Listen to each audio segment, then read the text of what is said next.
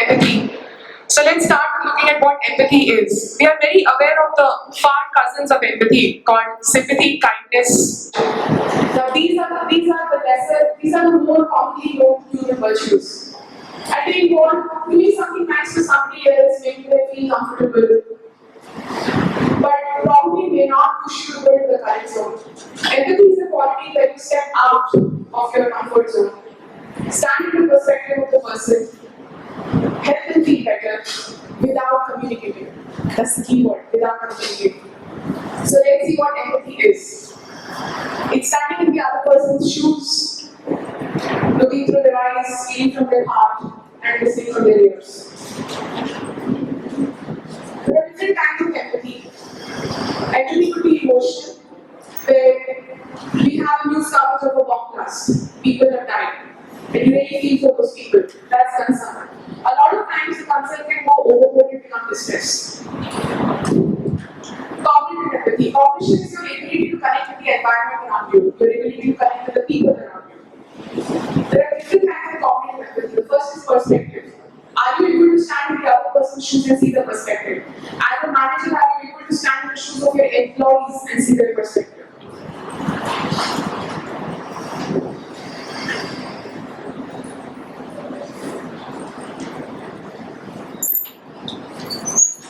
It could be fictional, where you are connecting with a character who doesn't exist. For example, I feel really bad for Cinderella because she lost her father. It could be strategic. You know, wars are not just fought on the battlefield. They're also fought in the corporate world. Are you able to stand in the shoes of your competitors and pitch better than they? Or are you able to stand in the shoes of your customers and be able to pick up what they want? That is when you actually won the battle before you can be fought. The last is somatic. Soma is skin. So somatic empathy is when you feel it in your skin. This is very important for me as a practitioner, as a doctor. Am I able to feel what my patient is going through without my patient telling me? That makes me a better doctor. That makes me a more empathetic doctor. So, Dr. Hoffman, who spoke about empathy, said that it's an extremely sophisticated emotion that starts showing streaks at the age of 2. This is seen when grandkids go and how their grandparents will make them feel better. It peaks at the age of 7 to 12, as you can see the pictures. At this age is what molds us. If we have a nurturing environment, good parenting, we become nice, understanding, sensitive people. But for those of us who have not been very fortunate to have nurturing households, end up becoming something called alexithymics. This is the flip side of empathy. Who are branded as people who cannot understand or are insensitive. They may be very smart, but they have a problem with communication. Empathy has been deeply ingrained in Indian culture, like Russia Bandhan, the sister feeling for the brother. Families, my favorite of all, the Weasleys. 3 crazy kids, 1 daughter, parents, but everybody empathizes, they bond with each other. Puppets, stories of valor, grandeur, gratitude, camaraderie. Festivals, Diwali, Holi, the communities come together, support each other, work for each other's fulfillment and moving ahead. Empathy is also seen in animals. Empathy has been a part of nature since evolution began. It can be seen in dolphins, it can be seen in chimpanzees. In fact, chimpanzees are the next empathetic creatures after human beings. Do you see the chimpanzee there feeding a tiger hug? That's empathy. Empathy can also be seen in horses, it is seen in dogs. Dogs are one of the most commonly empathetic creatures. Empathy is extremely important for developing interpersonal relations. Look at the child who has been traumatized. Look at this man. You see this person here with the dog hugging him? This is a dog that was deeper than an owner and his pet. Pigs, the smartest pets on this planet. Creatures, it is your presence that makes others feel comfortable. Animals have also been integrally part of old age homes and hospice care. If you see a person who has been traumatized, the dog who approaches the person will not have it stay. The dog will just go and cuddle up next to the person. Empathy, your ability to communicate with the person without the person actually telling you anything. I think we as human beings really regress this way. As we grow up, we have lost our power to empathize. And this is something we can pick up from the animal kingdom. Pro-social behavior. Learning disorder kids, aggressive kids, attention deficit disorder. Dolphins have been an integral part of getting them back into the society.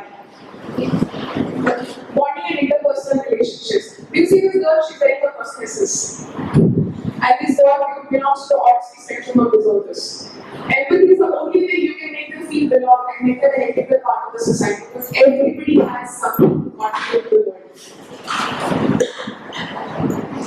Just like we have emotional quotient and intelligence quotient, WHO creates something called emotional, called empathetic quotient. And females tend to be more empathetic than males. Because along evolution, we have naturally been nurturers and caregivers. Now, the science of empathy comes from specialized neurons called nerve cells called mirror neurons. Mirror neurons help you mirror what's going on in the environment. They are present in particular areas of the brain. And empathy is the stepping stone for mind reading and emotional sharing abilities. So, this is the area of the brain. This is the front and this is the side. You see, filter input, notice errors, manage negativity, place personal values, understand humor, very needed in a workplace, verbal reasoning, mirror others' behavior. These are qualities that are extremely important for the leader, a manager, a professional, and human being. And this is where empathy sits. These are the brain scan images of people in pain and in empathy. You see, people in pain are not very economic using their brain. You see the amount of data that is being used, the kind of energy that is being used. Empathy, so this is the front, this is where the eyes are shut, that's the back of the head. And this is a very small area, the front and the side, that fires. And this is the area of empathy. So empathetic people can gauge the situation better and diffuse it. They're very good at managing disasters. This is the brain scan of a meditator. So once you start meditating, so this is the nose and the eyes, that's the back of the head. You see this area of increased blood flow? So when you meditate, you become empathetic. This is a brain scan of meditators before and after. See the area that is getting activated? This is empathy. And this is in a person who's a novice, who's just started learning meditation. Look at the area that is getting activated. Again, before meditation, after meditation, just look at the area that is getting activated. This is very interesting. Corporate leaders, people at the top of any ladder, are naturally empathetic. It comes as a part of the job because we treat it so people. So this is the brain scan of a corporate leader, probably a CEO or a CFO. Look at the area of the brain that is activated. Right? This is the eye and this is the gut. This is looking at the head from the top. Again, it is the front and the side, and the front and the side. So if you want to do well in what you do, you have to be empathetic. These are the brain scans of an empathetic person during a brainstorming session. Usually brainstorms begin with a fight and end with an argument. They begin with a fight because everybody wants to talk. It ends with an argument because everybody wants their ideas straight. And an empathetic person's brain will fire the most at the beginning and the end of a brainstorming session. Empathy improves depth of communication, mind reading and emotional sharing abilities. Negotiating interpersonal decisions, very important. We do not work solo, we do not fly solo, we work in a team. Group decisions, social exchange, decision making, cognitive processes, your ability to gauge the office, your ability to gauge people around you, your people skills, strategic alliances with partners. Isn't that what we all want? We want to grow. And for that, we need to be smart. Any workplace in the world today looks like this. And if you are not empathetic and you cannot empathize with people of different races, forget listening, you would not even understand what the other person is trying to say. You can just block ourselves out, and that obviously affects performance and employee satisfaction. So empathy makes you stand out.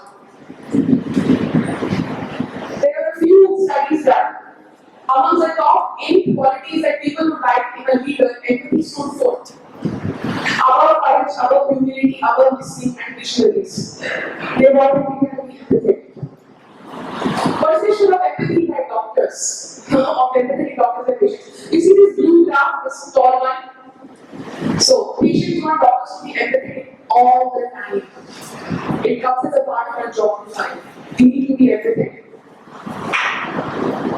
This was a study done with startups, asking them what dimensions would they like to focus on the next 5 years. Turns out, getting close to the customer, people skills, insight, and intelligence, the crux of the quality called empathy. You cannot do well, you cannot connect with people very well unless you're empathetic. It's extremely important to be empathetic.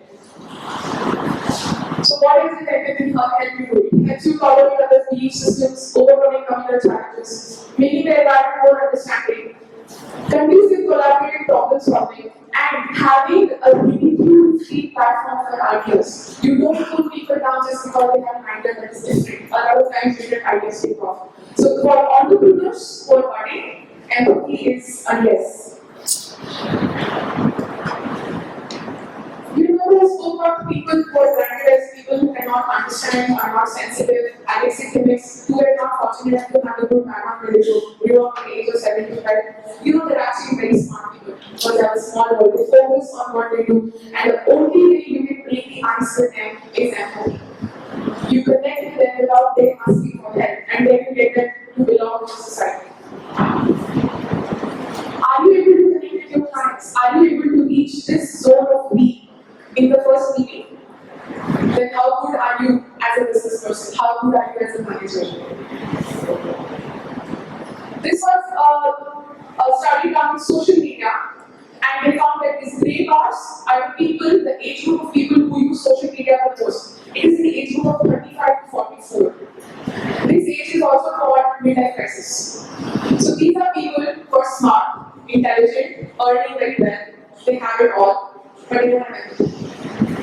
So when people are on social media, they're basically looking for empathy. So if you think you got the highest figure, you're wrong. And the world is already cashing in on it. So your customer doesn't care on how much you know until they know how much you care. Mahatma Gandhi also spoke, there are 7 things that will destroy us, and the most important was business without ethics. There can be no ethics without empathy. If you cannot stand in your competitor's shoes, if you cannot understand what the person is going through, ethics goes out the window.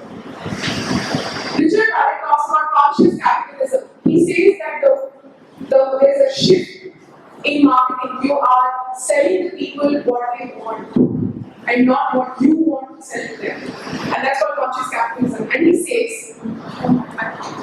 service stands on top of the pyramid, making a difference and internal cohesion. Again, important parts of empathy. One of the examples I took up is somebody very close to me who's making houses at 1/10 the cost. So this is a 100 square feet house which would ideally cost 1.5 lakhs, but was built in 25,000 rupees. Not only has he done this, and he's making it an integral part of the society, but he has been empathizing with migrating youth from the rural to urban areas who cannot afford to pay 500 rupees a day. People in this house can stay for about 20 or 30 rupees a day. And he's also making other people to become a part of it. This is a completed house. It was built in 2 days. And this is an idea that has been picked up by MIT Boston. Don't you think this is a common part of the culture today? Pulling other people down, talking bad about them, stabbing people behind the back, pushing them down, not allowing people to climb up the ladder? Don't you think if when somebody is very nice to us, you think that's anyways? Why is this person being very nice? And somehow they're okay having this kind of attitude. It's okay to pull others down.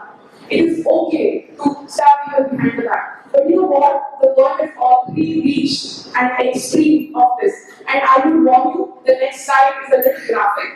So if you want to avert your eyes, please avert your eyes. Next slide. We have already reached it. But if you do not understand or agree with my perspective, I will chop your head off. We have already reached here. The world has already reached here. Empathy is out of the window. Where it is okay to kill people simply because they don't agree with what you believe in. So what is the flip side of empathy? It sounds very cool, it's very nice, looks like it makes me a better manager. But do I get distressed with it? Does it make me more vulnerable? Does it make me overly concerned? How do you balance this? How do you make sure that you're concerned but not distressed? And the solution to this is gratitude. Are you thankful for what you have in your life? The more you focus on what you have, the more abundance comes in. The more you believe in positivity, the more it comes. The more you are thankful, the more opportunities you have. And how do you become more grateful? By meditating. So when you meditate, you go inwards. And then you realize that you're a part of a very big consciousness. And everybody else also belongs to this consciousness. And that there is no you or me. And the only way to move forward is to move together. That you don't have to grow in life by stepping over other people. You can grow up in life by taking people along with you. Fourth, I think talks about companies doing everything for their employees today, where they can work as a team and move together. Because ultimately, the truth is that the world is a family. It's possible to it's everybody who's not the same consciousness. We all belong to each other, and that is when self-reform happens. So instead of pulling each other down, can you focus on each other's strengths? Can you empathize with people around you? Can you work on cognition? Stand in their perspective and probably be a more tolerant society. You know, empathy is not a luxury anymore. It is necessary. You saw the two extremes that are already happening in this world. And as young leaders, empathy is something that we can very easily imbibe in us simply because of them. And how do you start empathizing? It starts with you. That's my husband, and that's me. Go to the next slide. And we meditate. And we by ourselves are doing a little bit of contribution that we can to the world. So the low cost housing that I showed you, that's what my husband is doing now. Yeah. It's already refugee housing. He has already built for poor people. He has already built for people who cannot afford standardized construction but are extremely capable. And his idea was selected by MIT Boston. And he's just moving on because when you empathize and when you believe in the power of doing something for the other person without necessarily communicating, you know what? The consciousness goes to it. And for me, the person who started is this. 27 years, empathy, compassion. He's moved the whole world. Billions of devotees, billions of lives saved every single day. He's a living embodiment of empathy. And for me, if I can pick up a singlest, smallest fraction of what he's doing, I would find my life very successful and meaningful.